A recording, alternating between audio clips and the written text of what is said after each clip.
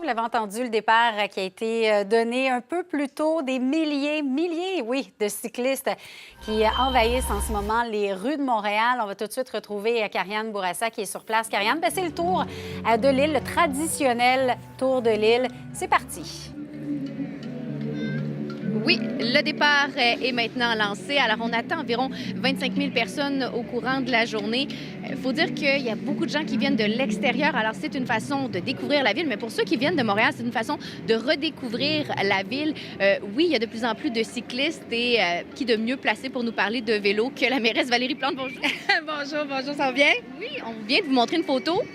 On était dans la nacelle tout à l'heure. C'est assez impressionnant. Oui, il y a 25 000 personnes qui se sont inscrites. Et quand on regarde là, les gens passer de tous les âges, beaucoup de familles, beaucoup d'enfants. Puis je suis allée me promener à la foule tantôt, je jasais avec eux. Puis c'est vraiment le fun de voir les enfants avec les yeux qui brillent, qui disent « Ah, c'est mon premier tour de l'île » ou bien « Non, c'est mon troisième, quatrième ». Donc, on voit à quel point le vélo, ça interpelle les gens.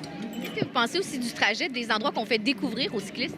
Bien, premièrement, le fait qu'on prend la rue, hein, c'est vraiment important parce que c'est très rare que des cyclistes ou des piétons on puisse circuler aussi librement sur la rue, évidemment, sans avoir peur pour sa vie.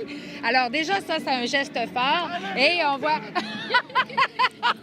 Aussi!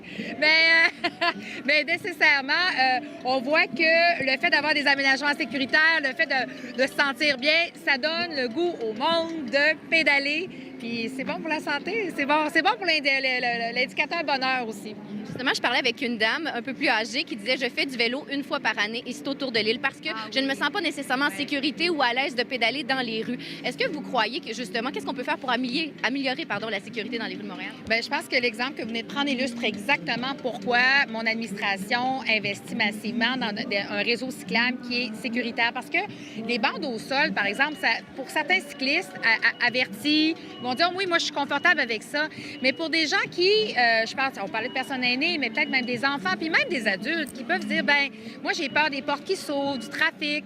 Alors, quand on est vraiment séparé des voitures, ça donne c'est pas juste ça donne un sentiment de sécurité, c'est sécuritaire. Alors, le rêve, c'est exactement l'objectif, d'encourager des gens qui, auparavant, ont dit, ben je suis pas sûre, là, vont dire, hey, un matin, là, c'est pas en auto que je m'en vais travailler, c'est en vélo.